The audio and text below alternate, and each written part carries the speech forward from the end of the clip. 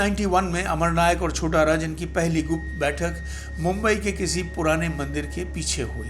दोनों ने तय किया कि वो दाऊद के प्रभाव को कम करने के लिए एक साथ काम करेंगे।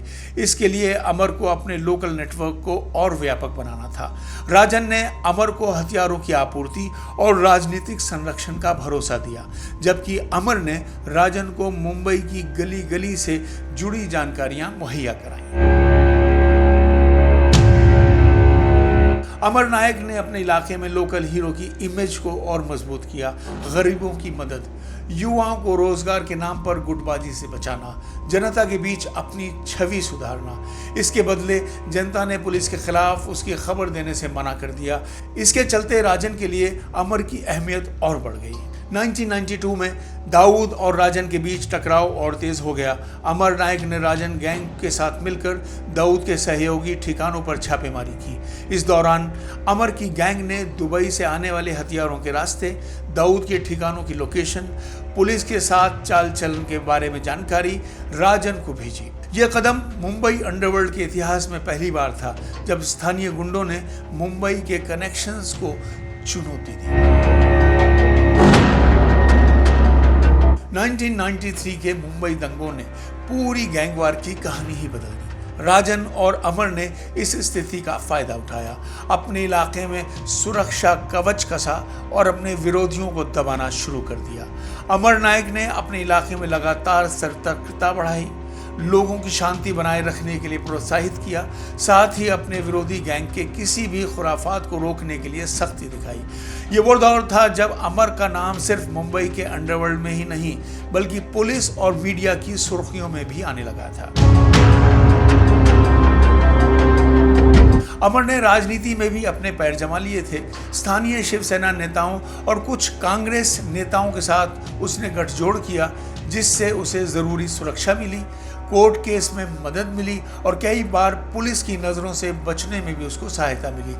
ये गठजोड़ अमर को और मजबूत बनाता गया। 1994 तक अमर नायक का गिरोह मुंबई के कई इलाकों में सक्रिय था। उसने ड्रग्स का कारोबार करना शुरू कर दिया, ठेकेदारी और रियल एस्टेट में दखल बढ़ाया और छोटी छोटी गैंग्स को अपनी अधीनता में ले लिया। अमर की पहचान अब सिर्फ एक गैंगस्टर की नहीं बल्कि एक संगठित माफिया लीडर के रूप में बनने लगी थी। मुंबई के अंडरवर्ल्ड में राजन और दाऊद की लड़ाई एक जंग बन चुकी थी और अमर नायक ने इस जंग में अपनी ताकत और दांव दोनों बढ़ा दिए थे। अमर के लिए अब सिर्फ सड़क की लड़ाई नहीं बची थी बल्कि शहर की राजनीति, कारोबार और कानून के खिलाफ भी उसे अब लड़ना था। अमर ने जल्दी ही ये समझ लिया था कि सड़कों पर लड़ाई से कहीं ज्यादा जरूरी है उसके लिए उसके रिश्ते मजबूत हों, खासकर वो रिश्ते जिनका शहर की ताकत से सीधा ताल्लुक था। मुंबई पुलिस, जो अपनी छवि और कामकाज दोनों के लिए हमेशा विवादों में रही है, अक्सर ऐसे गैंगस्टरों के साथ समझौता करती थी जिनके बिना शहर में शांति नहीं बनती थी। अमर ने खुद को पुलिस के उन अफसरों के लिए ज़रूरी बना लिया जो डर्टी वर्क के लिए किसी भरोसेमंद पार्टनर की तलाश में थे। अमर का कद बढ़ने लगा था, लेकिन इसका मतलब ये था कि उसे पुलिस के हर नियम से समझौता करना होगा। उसने कई बार खुद को पुलिस की जांच से बचाने के लिए उन अफसरों को सूचना दी जो उसके विरोधी गैंग की गतिविधियों पर नजर रख रहे थे। बदले में पुलिस उसकी गतिविधियों पर नजरअंदाज करती रही। सिर्फ पुलिस ही नहीं, अमर ने राजनीति में भी घुसपैठ कर ली थी। 1993 से लेकर 1995 के बीच मुंबई के स्थानीय राजनीतिक दलों, खास तौर से शिवसेना और कांग्रेस के कुछ नेताओं के साथ उसके रिश्ते बनना शुरू हो गए थे।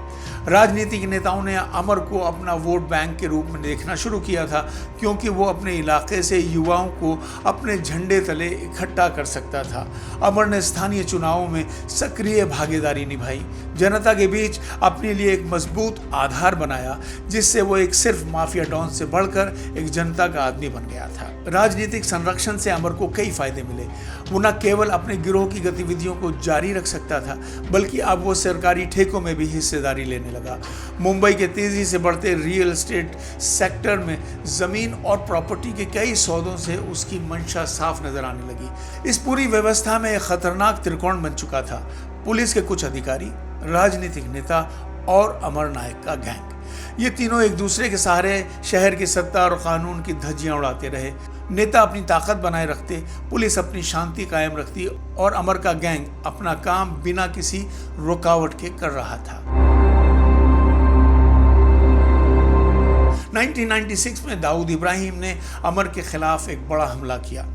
कई अमर के सहयोगी मारे गए, लेकिन यह हमला अमर को खत्म नहीं कर पाया। अमर की राजनीतिक और पुलिस के साथ बनी सहमति ने कई मुकदमों और जांचों को रोक दिया।